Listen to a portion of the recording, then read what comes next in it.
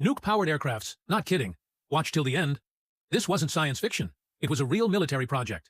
In the 1950s, the United States and the Soviet Union both explored aircraft powered by onboard nuclear reactors. The idea was simple. A bomber that could stay in the air for weeks, carrying nuclear weapons, without ever refueling. If unbelievable Cold War ideas shock you, like, share, and subscribe. Engineers actually built and tested reactor systems. Massive radiation shielding was needed just to protect the crew.